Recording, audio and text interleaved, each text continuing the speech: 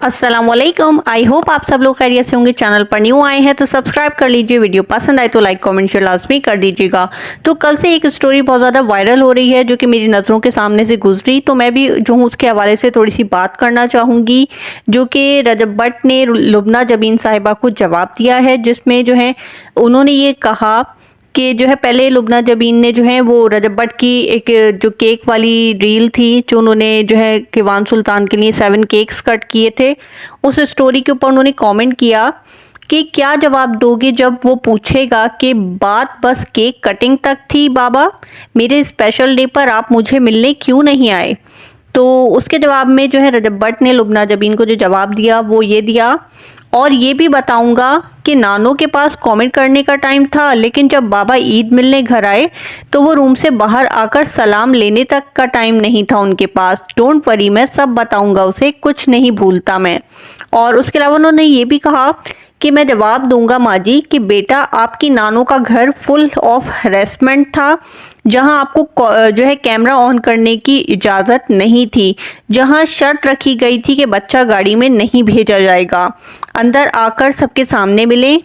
वहाँ उस घर में उनकी मामी चाची मुझसे बदतमीज़ी कर रही हैं और मैं वो बर्दाश्त करूं, और 20 दिन बाद जब वहाँ से कोई वीडियो लीक हो जाए तो इल्ज़ाम बाप पर लग जाए, इसलिए बाबा नहीं आते थे।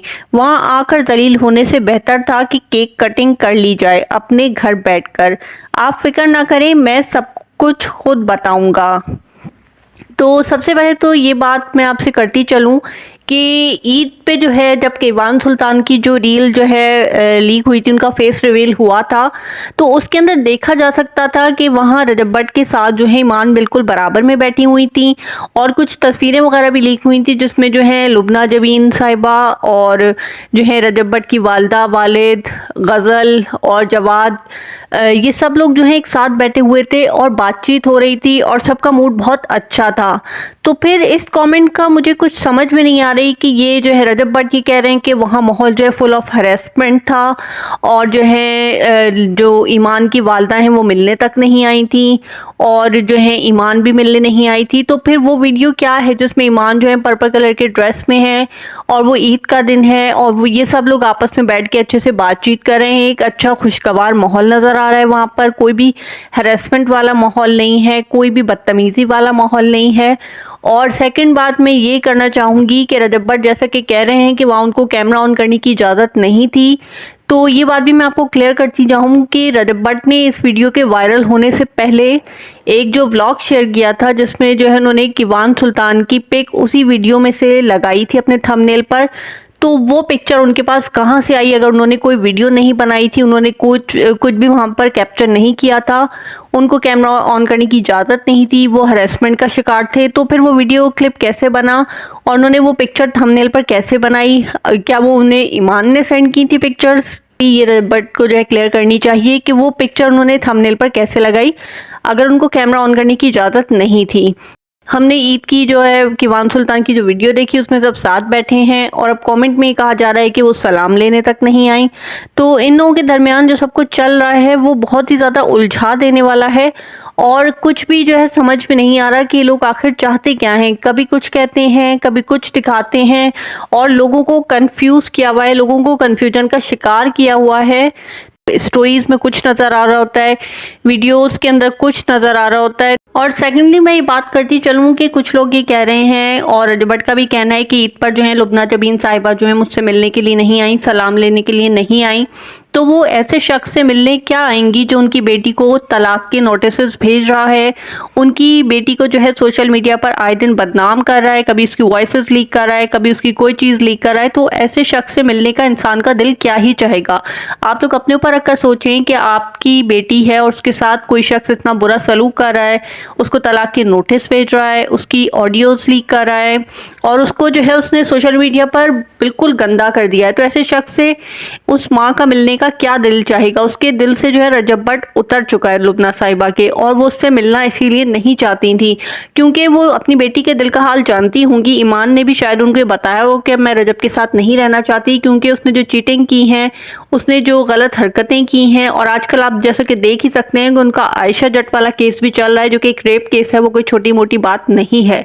तो ऐसे शख्स से जो है एक बीवी का दिल बुरा हो चुका है, ईमान का दिल रजब की तरफ से बुरा हो चुका है, और वो भी अब इस रिश्ते को बचाना नहीं चाहती है, क्योंकि कोई भी औरत घटिया से घटिया इंसान को बर्दाश्त कर लेगी, लेकिन जो इतना घटिया होना, जो रेप केस में भी मुलव्वस हो, जिसकी वीडियोस भी लीक होती हों, और जो शराबी हुसानी हो, हर तरह की बुराई जिसमें मौजूद हो, उस शख्स के साथ कोई औरत कैसे रहने का जो है फैसला कर सकती है। और जो लोग ये कह रहे हैं कि ईमान वापस चली जाए, ईमान सब भूल जाए, ईमान जो है उसके कदमों में गिर जाए, तो उन लोगों को शर्म आनी चाहिए। वो किस तरह से ये बात कर सकते हैं कि ईमान जो है वो इस तरह से गिर पड़कर वहाँ चली जाए, जो कि इतना गंदा शख्स है, जिसकी इतनी गलत आदतें हैं, इतनी गलत हरकतें हैं, और वो तलाक के नोटिस मिलने के बाद भी वहाँ उसके कदमों में गिरकर चली जाए। तो मैं इसके लिए बिल्कुल भी ईमान को नहीं कहूँगी कि वो ऐसा करे, क्योंकि शादी का मतलब ये नहीं है कि औरत की अपनी ज़िंदगी ख़त्म हो गई है। उसकी अपनी लाइफ भी है, और अभी उसकी एज ही क्या है, 28 ईयर्स जो है वो कोई एज नहीं होती। अभी उसकी पूरी आगे ज़िंदगी पड़ी है। वो क्यों इस तरह से अपनी आगे की तमाम ज़िंदगी को अजाब में गुजारे और जलील और ख्वार होकर गुजारे।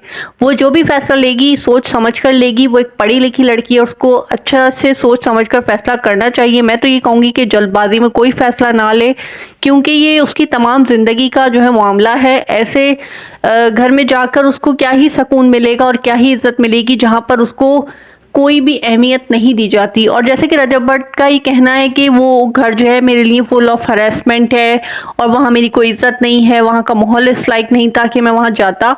तो यही बात अगर आप ईमान की भी देखें कि ईमान भी यही कहती हैं कि जो रजब का घर है वो लोगों से भरा रहता है, वहाँ डिस्टर्बेंस रहती है। कभी वहाँ जो है वो कवालन साहिबा आई बैठी होती हैं, कभी रजब की कोई वो खाला आई बैठी होती हैं, कभी मिंसा फैमिली बैठी होती है, और जो है गज़ल जवाद तो 24 आवर्स वहीं पे होती हैं। तो इस तरह से ईमान भी तो ये कह सकती है ना कि मेरा वहाँ दिल इसलिए नहीं लगता क्योंकि वो घर जो है मछली बाजार है, वहाँ लोगों का जो है रश लगा रहता है। तो अगर ईमान ये बात कहती है तो लोग जो है उसके ख़िलाफ़ बोलते हैं।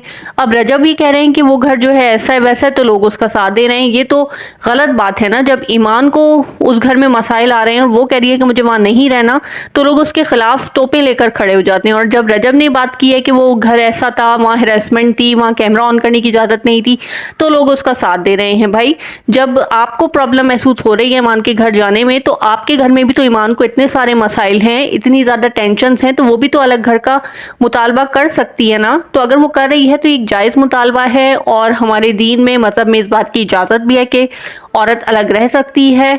तो इसमें हम उसको बुरा नहीं कह सकते, उसका हक है। आप लोगों की क्या राय है मेरे इस तमाम रिव्यू रिएक्शन के हवाले से मुझे कमेंट बॉक्स में लाजमी बताइएगा। मुझे आप लोगों की राय का इंतज़ार रहेगा। मेरे चैनल को सब्सक्राइब कर दीजिएगा, वीडियो को लाइक कर दीजिएगा, शेयर कर दीजिएगा, और प्लीज़ मेरा वॉच टाइम और सब्सक्राइबर जल्दी जल्दी पूरा करवा दीजिए। शुक्रिया।